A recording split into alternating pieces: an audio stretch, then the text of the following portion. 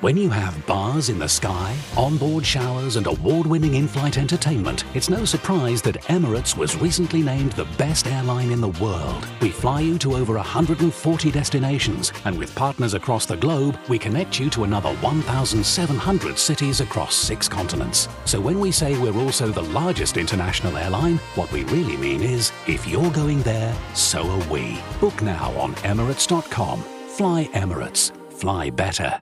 This is a message from sponsor Intuit TurboTax. Taxes was waiting to get your money back, which turned into worrying about getting your money back. Now Taxes is matching with a TurboTax expert who can do your taxes today and help you get up to a $4,000 refund advance loan fast. Get an expert on TurboTax.com. Only available with TurboTax Live Full Service. Refund advance has $0 loan fees and 0% APR. Refund advance loans may be issued by First Century Bank N.A. or WebBank. Terms apply subject to approval. This is breaking news from Bloomberg.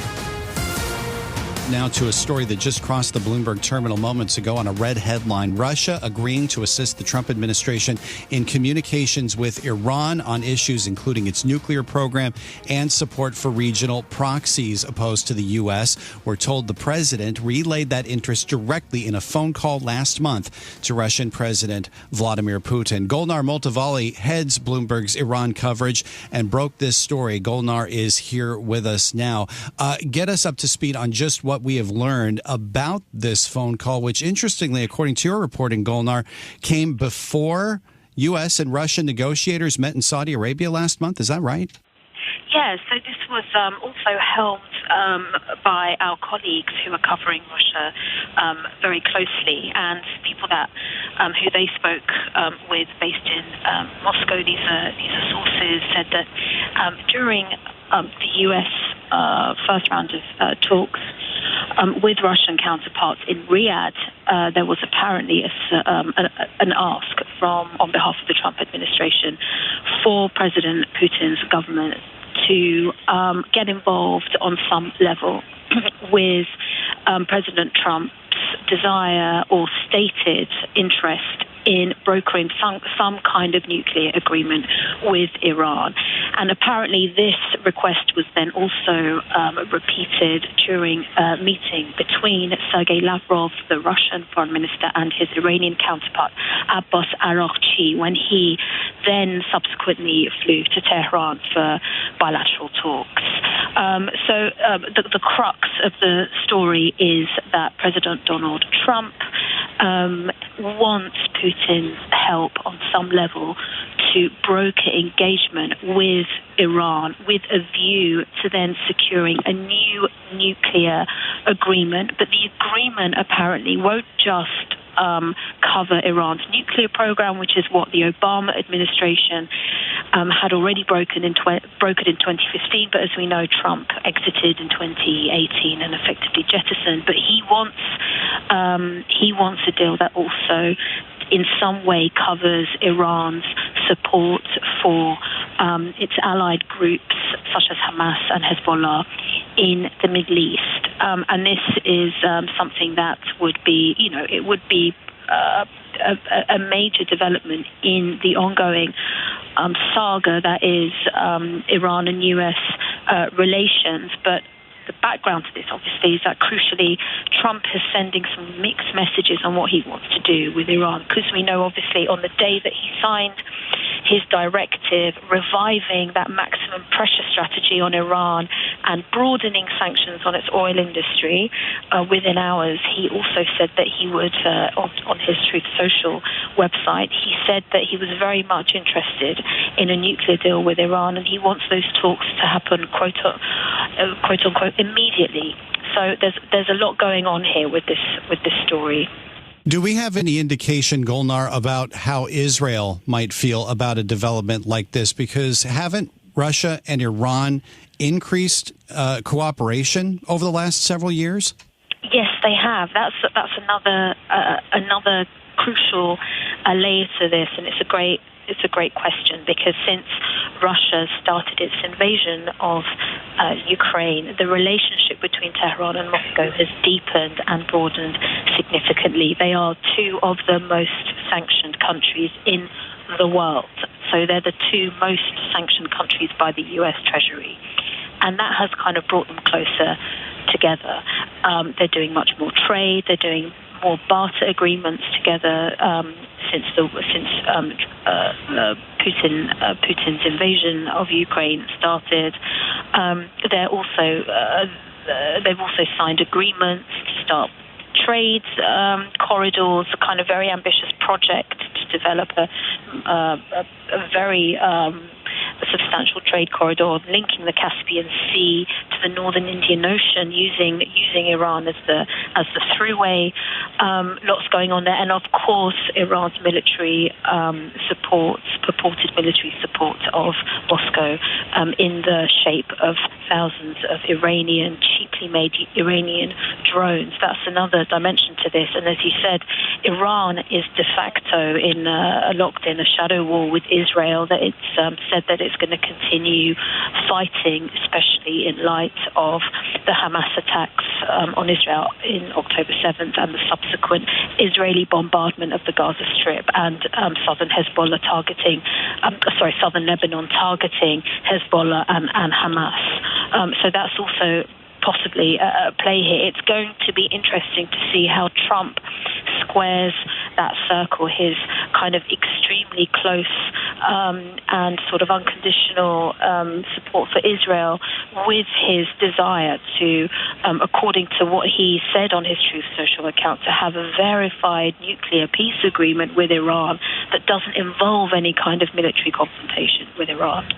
Thank you for this. Golnar Maltavali of Bloomberg News leading our Iran coverage. On the breaking news this morning, that President Trump asked Russian President Vladimir Putin to get involved in talks with Iran on its nuclear program and support for regional proxies. Golnar, thank you for this. We want to get more reaction now. We're joined by Wendy Schiller, director of the Alfred Taubman Center for Politics and Policy at Brown University. And Wendy, this news of President Trump's call with Putin is coming on top of the president halting military aid to Ukraine until we're told President Volodymyr Zelensky shows that he's committed to peace. Your reaction to all these developments this morning?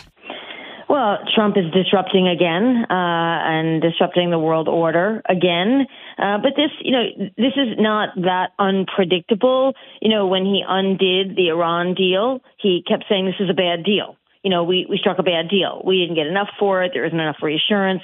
Plus, it was a prior president, Obama, and he wanted to undo it and do it again, similar to what he did with NAFTA, and renegotiated that and retitled it. This is a guy that wants to get done things that prior presidents didn't do. We know that approval ratings are important to him, but we also know that he wants to be seen as an effective president. It's driving everything he's trying to do.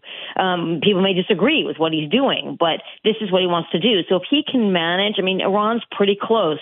I'm not a nuclear expert, but they have gotten closer to getting a nuclear bomb. So if he can prevent that somehow and reduce some of Iranians' energy and support for terrorist groups, he will claim credit for that. And he wants to build a record. Whether he wants to, be president again, we don't know. But he wants to do what other presidents have not been able to do. And he sees Russia as a potential ally to get that done, whether that's a reliable ally for us in all measures. And Russia and Iran, these sanctions, we can argue whether they matter or they don't, or they hurt Russia or they don't. But certainly economically, they get in the way. And so I think both Russia and Iran would like to see these sanctions reduced or eliminated somehow. Trump will try to claim that he's not doing that, but obviously that's going to have to be on the table if there's any new agreement. Is this closer to full U.S. realignment with Russia? I don't think anybody should jump the gun on that. Trump is not someone who aligns with anybody but Trump. This is the way he rolls. He's been very candid about this. Trump does what Trump thinks is in Trump's best interest. And right now, as president, he's making the argument that these are all things that are in the United States' interest. So whether he's looking for some long-standing alliance or not, whether, we're trying to balance against China, we have no idea. Normally we'd say, this is part of some grand strategy, but it's not. It's Trump being able to broker deals. He loves to do that, walk away and claim a win. And he's doing that across the board. Right now, he doesn't see the utility in making Russia the enemy. He doesn't see the utility in basically paying U.S. weapons manufacturers, by the way, to make weapons for Ukraine and getting nothing for the deal. He wants something from Ukraine. He's trying to get some stake in minerals and natural resources in Ukraine, which might prove to be a bulwark against further Russia incursion in Ukraine if the United States has a vested stake in their territory. So this is the way he thinks, and it's on brand for him. We're going to see if he explains it or talks about it tonight in his joint address. The president did say on Truth Social he's going to tell it like it is tonight before Congress. What will you be listening for this evening, and reaction from Democrats? Well, I mean, basically, I'm not planning to listen to anything in particular because I never know what Donald Trump's going to say. But this will be about, again, how he will negotiate deals that are in the better favor of the United States, how he's already doing what he promised to do, and that he's going to basically it's a campaign speech. And you're going to see a lot of Republican unity. This is what this is. This is a show. And this is also the president reminding the Republican Party that he won, that he brought them in, that they owe him, and they should stick with him. And this is a public display for that reason, going into very difficult, I think, tax cut and, debt ceiling and budget negotiations in the next couple of weeks. I really appreciate the perspective ahead of that address. 9 p.m. Wall Street time on Capitol Hill. Our coverage begins at 8 on a special edition of Bloomberg Balance of Power on Bloomberg Radio, television, and the Bloomberg Podcast YouTube page. Wendy Schiller ahead of all that with us this morning, head of the Alfred Taubman Center for American Politics and Policy at Brown University.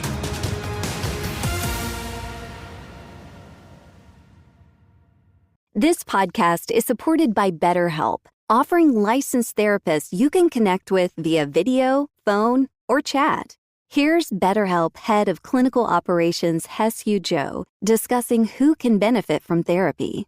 I think a lot of people think that you're supposed to be going to therapy once you're having panic attacks every day. But before you get to that point, I think once you start even noticing that you feel a little bit off and you can't maintain this harmony that you once had in relationships, that could be a sign that maybe you want to go talk to somebody. There's always a benefit in talking to someone because we can all benefit from improved insight about ourselves and who we are and how we behave with other people. So if you're human, that's a good indicator that you could benefit from talking to somebody.